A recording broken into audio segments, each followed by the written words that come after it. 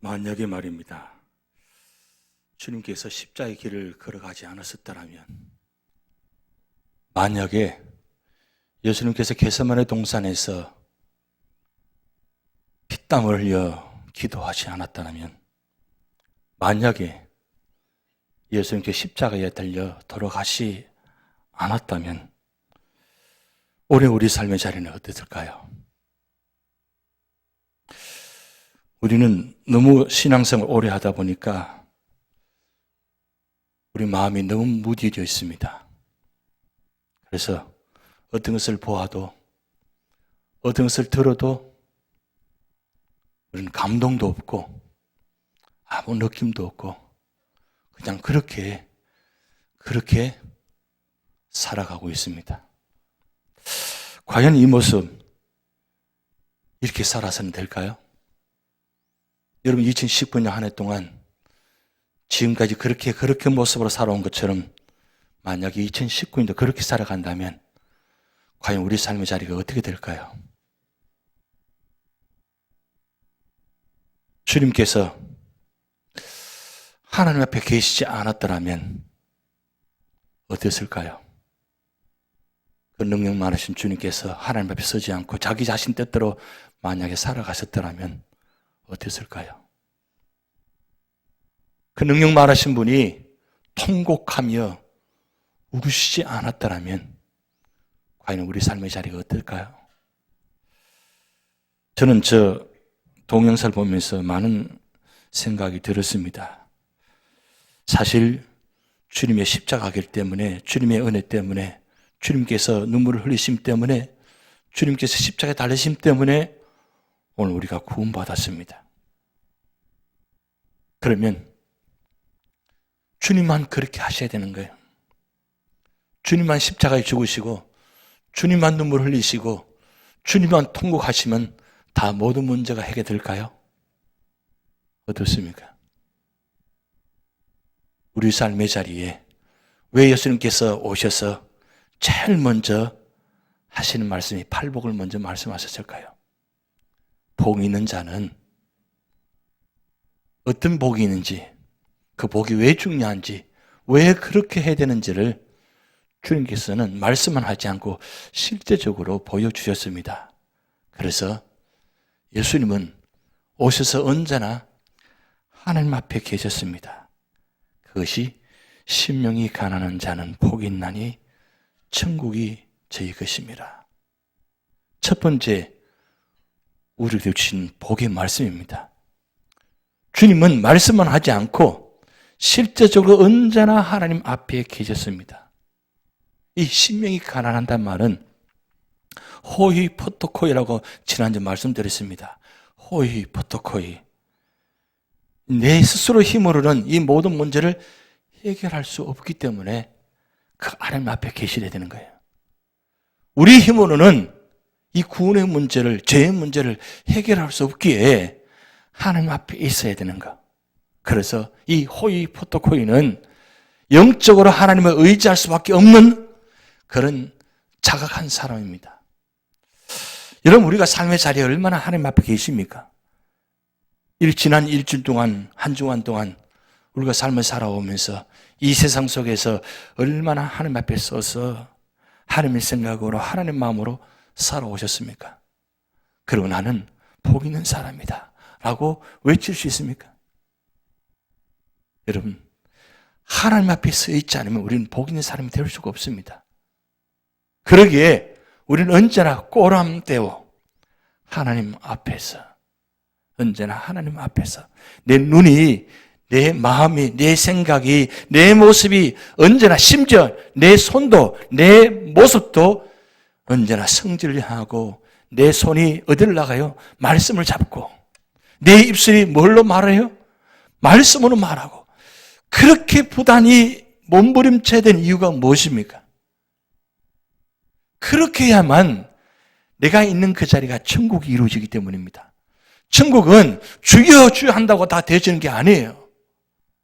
천국은 하나님 앞에 서서 몸부림치면서 있는 자리가 되어질 때 그 자리가 천국이 이루어집니다. 왜 우리가 천국을 사모하고 왜 천국이 이루어져야 돼요? 내 한 사람이 천국의 자리 이루어지면 나로 말미암아 우리 모든 삶의 자리가 함께 천국이 이루어지기 때문입니다. 우린 다 천국을 사모해요. 천국 가기를 원합니다. 근데 천국 가기를 원하는데, 천국을 사모하는데 이 세상을 살면 천국의 삶을 살지 않아요. 이율배반적입니다. 천국은 천국에만 있는 것이 아니라 우리 삶의 자리도 천국을 주셨습니다.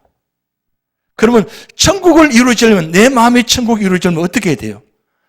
하나님 모셔야 돼요. 하나님 내 마음에 계셔야 돼요. 예수님이 내 마음에 계셔야 돼요. 성령님이 내 마음에 계셔야 돼요.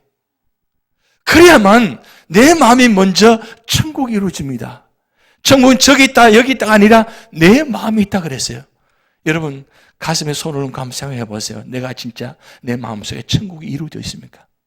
아니면 여전히 불안하고 근심 있고 염려가 있고 두려움 있고, 그래서 내일을 알지 못하고 우리 삶의 자리에 그 아픔 때문에, 고난 때문에 여전히 불안하고 두려워하고 그 문제 때문에 밤에 잠을 자지 못하고 고통스럽게 아파하는 모습.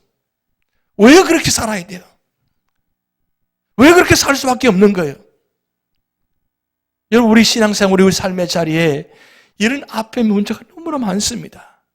그런데 이 모든 아픔의 문제는, 근본적인 문제는 뭐냐면 내가 하나님 앞에 있지 않기 때문입니다. 하나님 앞에 있다는 것은 내가 하나님 방법대로, 하나님의 생각으로, 하나님 마음으로 살아간다는 뜻이에요. 왜 하나님 방법대로 살아야 되고 왜 하나님 마음으로 살아야 돼요? 그분이 전능하신 하나님, 완전하신 분이기 때문에 그분 뜻대로 살아야 우리가 삶에 승리할 수 있습니다. 여러분, 내 생각, 내 경험, 내 지식 완전합니까? 우리는 조금만 알면 어떻습니까? 그 하나 가지고 얼마나 자존심 세우고 얼마나 그렇게 멈추는 있습니까? 그것 때문에 많은 사람들이 상처받고 그것 때문에 힘들어하잖아요. 그런데 하나님 앞에 있는 사람은 그렇게 하지 않습니다. 그래서 하나님 앞에서 나 자신은 아무것도 아니라는 사실을 고백하고 오직 예수 믿고 극히 겸손해서 두려워하며 떠는 자라 그랬어요. 언제나 두려워한다는 것은 염려 때문에, 무서움 때문에 그런 것이 아니라 하나님께서 그 거룩하심, 엄미하심, 존귀하심, 전능하심 그 앞에 감히 설 수 없어서 내가 주님 앞에 설 때 내 자신의 모습을 깨닫고 나니까 내가 어떤 모습이 깨닫혀지거든요. 그래서 하나님 앞에 서면 내가 누구인지를 압니다. 내가 이런 사람이라고, 내가 이렇게 살아왔노라고, 나는 이런 사람이라고 감히 누구에게 해요? 만만하니까요? 내가 보기는 그렇게 보이니까요? 그렇게 함부로 내가 다른 사람을 대할 수 있나요? 그럴 수가 없습니다. 왜요? 내가 하나님 앞에 있기 때문입니다. 그래서 하나님 앞에 있는 사람은 언제나 네 가지 모습입니다. 거룩한 모습 살려고 노력합니다. 그리고 언제나 정직합니다. 그리고 언제나 내가 나이 나되면 다 하나님의 은혜입니다라고 감사하는 사람이에요. 그리고 언제나 그의 말 속에, 삶 속에 겸손의 열매가 언제나 다 나타납니다. 겸손. 하나님 앞에 서지 않으면 겸손할 수가 없습니다. 그런데 하나님 앞에 서면 겸손합니다. 그러면 심령이 가난한 자에게 주시는 축복이 뭐라고 했습니까? 천국이 그들의 그랬어요. 성경에 하나님 앞에 살다가 천국을 소유한 사람들이 있습니다. 바로 아브라함으로 바뀌는 천국의 축복. 사라가 사라로 천국 받는 축복.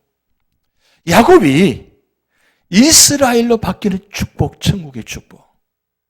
여러분, 사울이 바울로 바뀌는 천국의 축복. 여러분, 아브라함이, 사레가, 야곱이, 사울이 하나님 만나지 않았다면, 하나님에 서 있지 않았다면 절대로 바뀔 수 없는 사람들입니다. 그런데 하나님 앞에 서서 축복받은 이 사람들, 하나님 말씀대로 살아가니까 아브라함이 아브라함으로 바뀌는 축복. 이게 바로 천국의 축복이에요. 사울이 어떻게 바울로 바뀔 수 있어요? 그가 하나님 만나지 않고 예수님 만나지 않았다면 절대로 바울 바뀔 수 없는 사람입니다. 그런데 사울이 다메섹 도상에서 주님 만나고 나니까 그가 완전히 바뀐 사람으로 바뀌었습니다. 그가 바뀐 것이 아니라 하나님이 그를 바꿔주셨습니다. 여러분, 나는 바뀔 수가 없어요. 여러분, 솔직히 고백하자면 나는 절대 바뀔 수가 없어요. 왜요?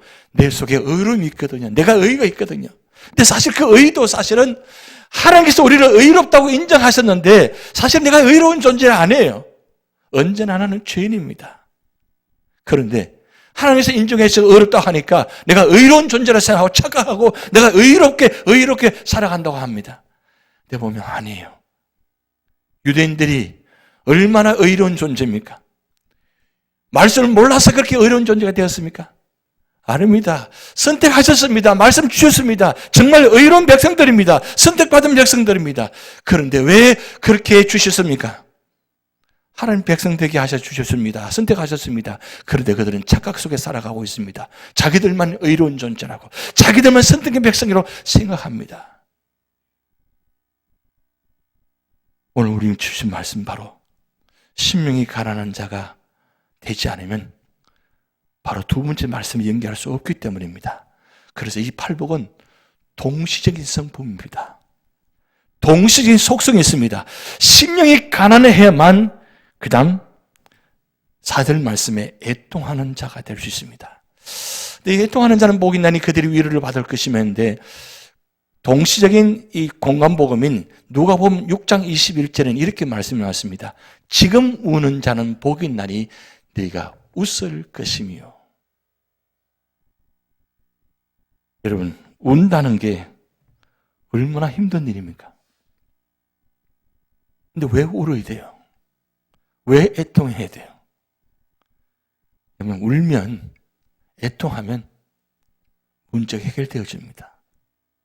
그래서 가난이 애통을 두 가지를 비유하는데, 가난이 삶의 상태를 표현한다면 애통은 그 삶의 반응을 나타내는 겁니다.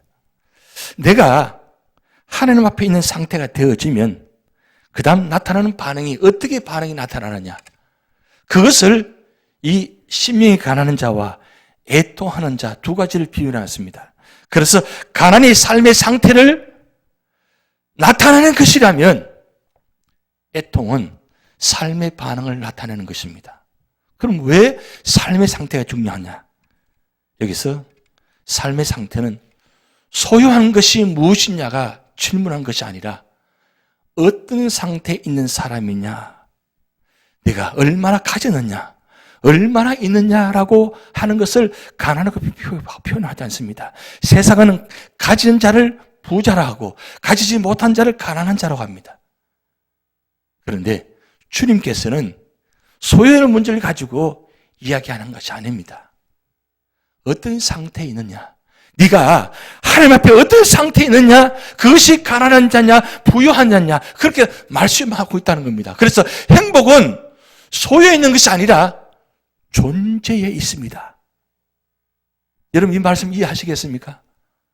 하나님께서 내가 하나님 앞에 서 있는 내 존재, 나는 어떤 존재로 살아가고 있냐, 세상은 얼마나 가졌느냐, 얼마나 있느냐, 얼마나 권세를 가졌냐, 그거 가지고 판단합니다. 그것을 행복의 척도로 삼습니다. 그런데 주님께서는 말씀을 통해서 그것이 아니라고 말씀합니다.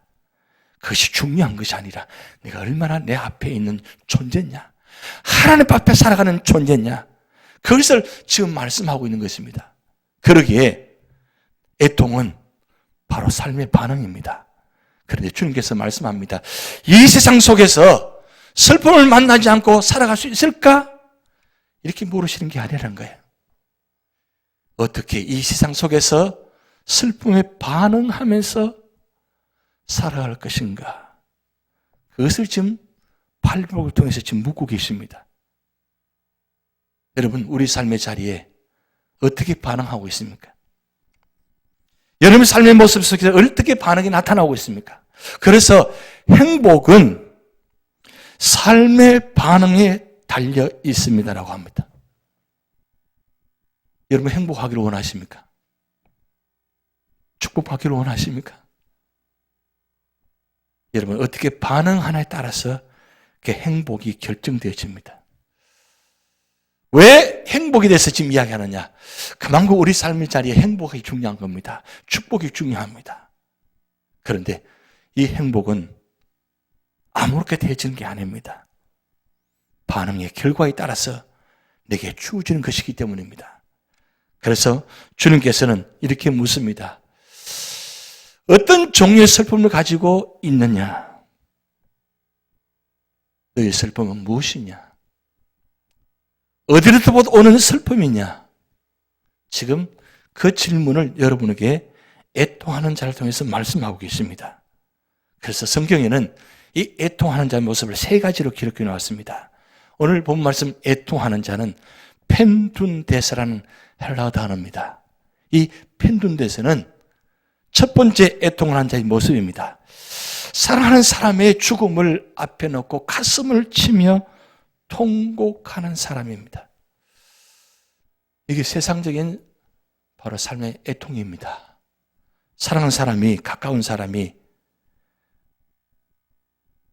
이 세상을 떠날 때, 나의 곁을 떠날 때에 사랑하지 않았더라면, 관심이 없었더라면, 나하고는 상관이 없었더라면 슬퍼하고 애통하지 않습니다.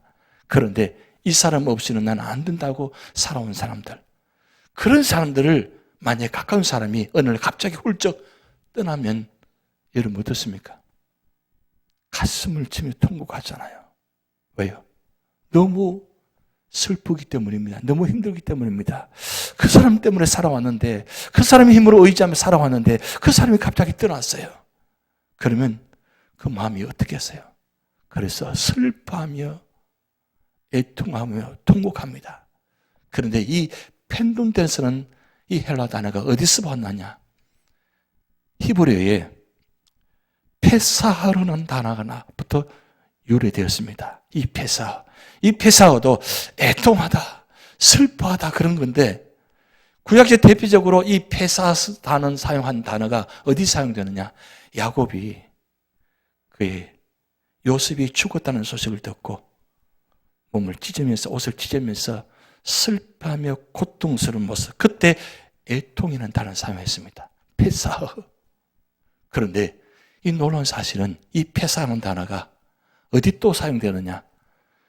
이스라엘 백성이 출애굽할 때 마지막 10번째 재앙, 장자의 죽음 그 앞에 있을 때 그 장자의 죽음을 통해서 이스라엘 백성들이 구원받은 역사가 있습니다. 그걸 패스오버 넘어간다. 그래서 이 단어를 유월제라는 단어를 사용했다는 거예요. 그러면 이때 단어가 왜 사용되느냐? 애굽의 큰 고통, 고개의 소리라고 했습니다. 애굽의 고통 때문에, 곡소리 때문에 이스라엘 백성이 구원받았습니다. 그럼 왜 이 페사라는 단어를 사용했을까요? 그것은 나의 구원은 다른 사람의 고통을 통해서 구원받았다는 뜻이에요. 여러분, 가장 가까운 사람이 슬픔을 당하고 어려움을 당할 때 우리 아파합니다. 아파하는 모습. 이걸 펜두어하고 페사하라고 합니다. 고통스러운 모습.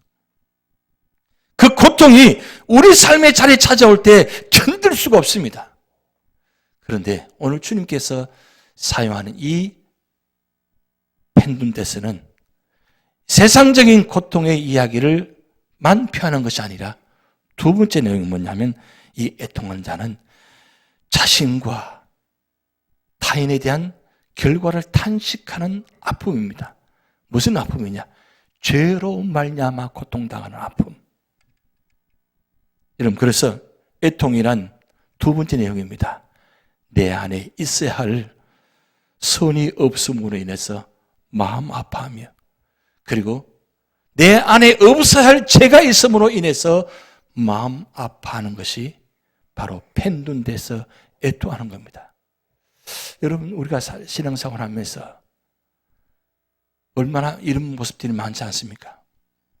내 안에 좀 죄성이 없어서 저 마음껏 하나님 기쁜 마음으로 섬기고 싶은데 나도 모르게 내 안에 이 죄가 있어서 죄가 드러나서, 그래서 그것 때문에 가슴 아파하고 고통스러운 모습.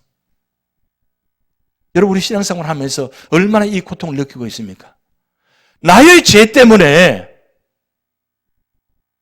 고통스러운 모습, 나 죄 때문에 힘들어하는 모습, 그래서 그 죄 때문에 마음 아파하는 모습. 그래서 성경에는 자신의 죄를 깨닫는 자의 모습이 나타납니다. 그래서 이사야 선지자는 이렇게 말씀합니다.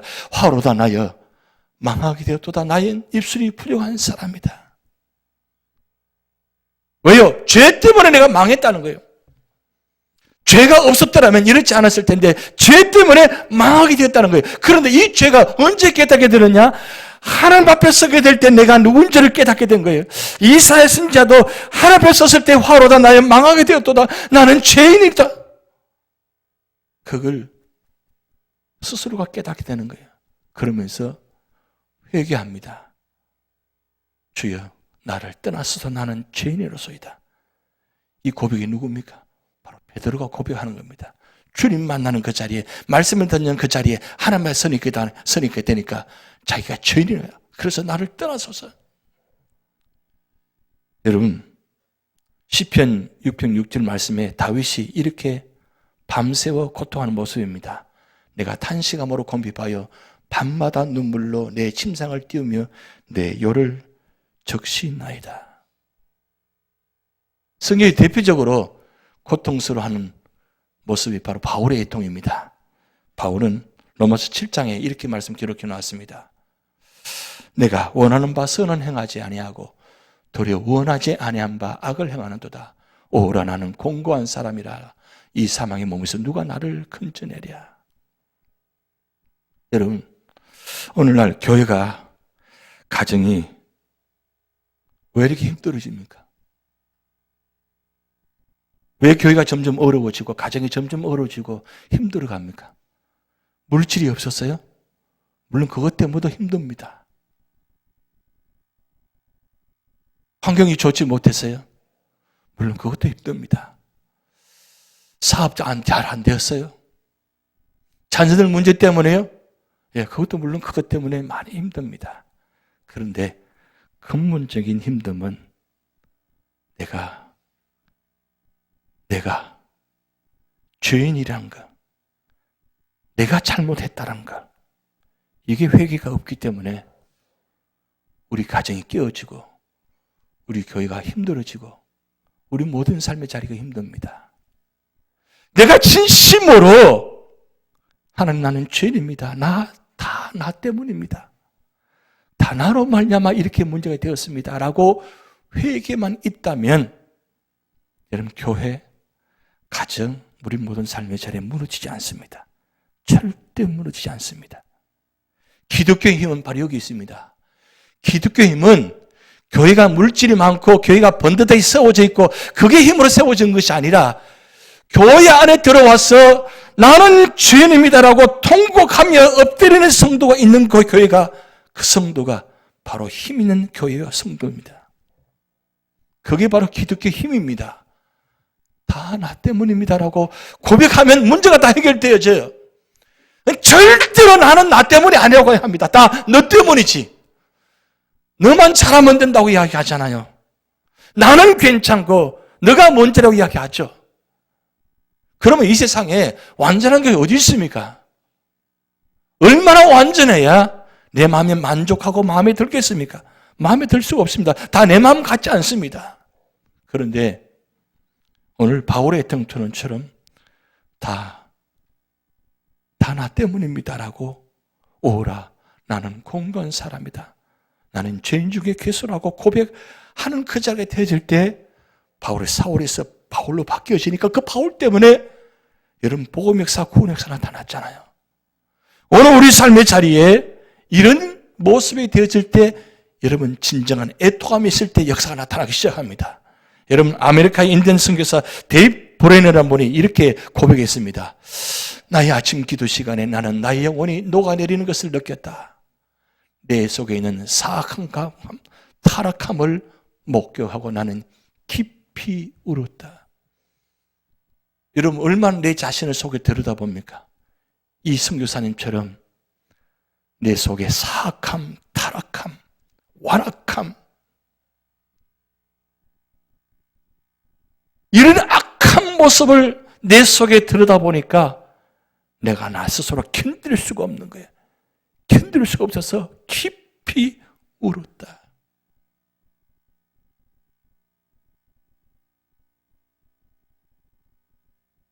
주님께서 만약 그런 애통함이 없었다면 어떻게 됐을까요? 그래서 세 번째 애통함의 모습입니다. 그것은 자기 안에 는 죄와 허물을 보고 고통하고 아파할 뿐만 아니라 다른 사람의 죄까지도 자기의 죄로 알고 대신 애통하는 것입니다. 이게 세 번째 애통하는 자입니다. 우리는 두 번째까지는 할 수 있어요. 세 번째가 안 됩니다. 오히려 그 세 번째 모습을 반대로 해석합니다. 이 죄 때문이라고. 그런데 세 번째 애통하는 사람은 그 사람의 죄 때문에 내가 너무너무 마음 아파하는 거예요. 하나님, 저분 저렇게 살아서는 안 되는데요. 하나님, 저분을 용서해 주시옵소서. 그래서 그분의 죄 때문에 내가 아파서 견딜 수가 없는 거예요. 그래서 눈물로 탄식합니다. 새벽에 엎드려서 눈물로 기도합니다. 하나님, 저분의 죄를 용서해 주시옵소서. 하나님, 우리 아내, 남편, 우리 사랑 아들, 딸, 하나님, 우리 부모님, 우리 가까이 성도님들 하나님 다 용서해 주시옵소서. 내가 좀 더 잘했더라면, 좀 더 믿음으로 살았더라면 그러지 않을 텐데 하나님.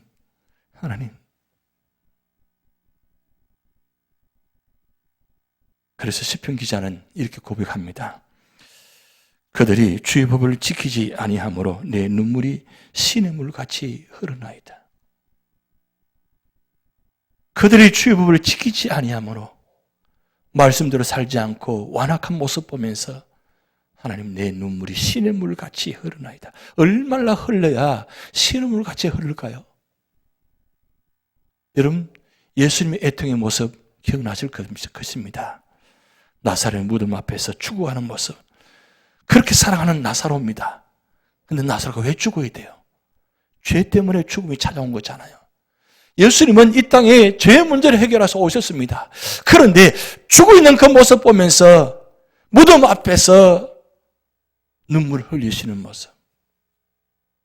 그리고 감당산 위에서 예루살렘 성을 보시면서 멸망할 것을 바라보면서 눈물로 흘리시는 그 주님 모습.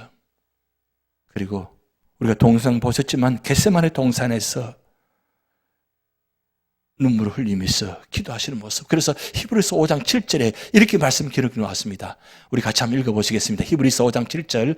그는 육체에 계실 때에 자기를 죽음에서 능히 구원하실 이에게 심한 통곡과 눈물로 간구와 소원을 올렸고 그의 경건하심으로 말미암아 들으심을 얻었느니라. 여러분 주님께서 겟세마네 동산에서 십자가상에서 울부짖고 통곡하시고 기도하심으로 말미암아 주님의 그 기도를 들으셨다 그랬어요. 들으심을 얻었느니라. 이 말씀은 그 주님의 통곡과 눈물의 기도로 말미암아 우리가 구원을 받았다 그 뜻이에요.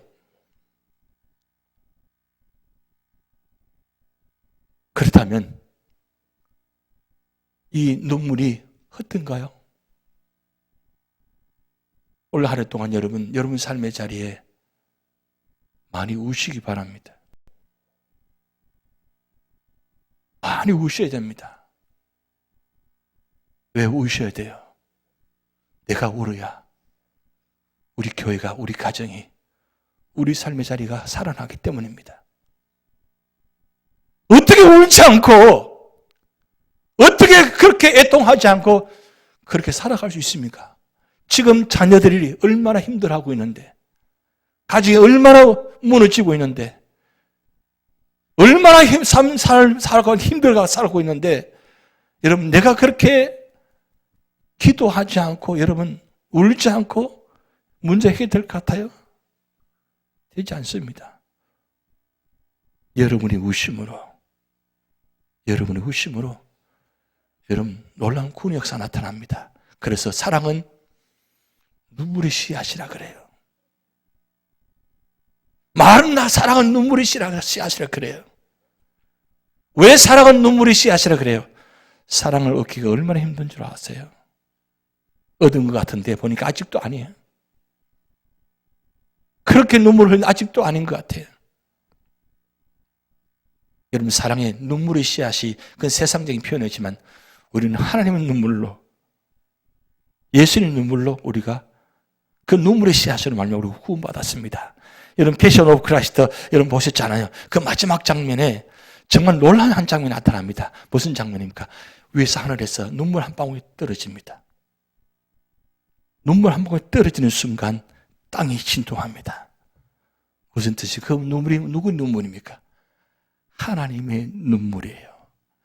하나님의 눈물이 이 땅에 떨어짐으로 우리가 구원받았다는 거예요. 여러분, 하나님께서 우셨다는 건 이게 놀라운 일이잖아요. 왜 하나님이 우리 위해서 우셔야 돼요? 하나님이 울지 않으시면, 예수님이 울지 않으시면 우리는 구원받을 수 없기 때문입니다. 그런데 우는 자에게 축복이 뭐냐면 바로 4절 하반절에 그들이 위로를 받을 것이며, 바로 누가복음 6장 21절에 지금 우는 자는 복이 나니 네가 웃을 것이며. 그런데 여러분, 이 위로란 말이 바로 파라칼레오라는 단어입니다. 격려하고 위로하고 이해하고 화해한다는 뜻이에요. 우리가 애통하고 눈물을 흘리면 주님께서 우리에게 격려가 되시고 위로되어 주시는데, 이 파라칼레오가 놀라운 사실은 보혜사 성경에는 단어를 파라클레토스에서 나왔다는 거예요. 이 위로는 세상에 주는 위로가 아니라 하나님 주신 위로라는 거예요. 하나님께서 위로해 주시는데 누굴 보내셨어요? 성령을 보내셔서 우리의 위로자가 되게 해주신다는 거예요. 그 슬픔의 눈물을 거두어 주시고 얼음 만져 주시고 치료하셨어요. 그래서 로마서 8장 26절 말씀에 이와 같이 성령도 우리 연약함을 도우시나니 우리가 마땅히 빌 바를 알지 못하니 오직 성령이 말할 수 없는 탄식으로 우리를 위하여 친히 간구하시느니라. 우리의 상한 심령, 그 통곡하는 심령을 성령께서 우리 마음속에 들어오셔서 그냥 멀리서 그래 위로받아 괜찮아 아니라 우리 속에 들어오셔서 이 상한 심령을 위로하시고 어루만져 주시는 그 성령의 역사, 그 위로하심이 우리에게 주어지는 축복이라는 사실이에요. 그래서 우는 자에게 상처 남는 것이 아니라 이 슬픔의 통곡의 슬픔은, 상처는 하나님께서 성령을 통해 치료하시면 회복시켜 주십니다. 세상에 내 잘못을 해서 고통받은 것은 영혼의 상처가 남습니다.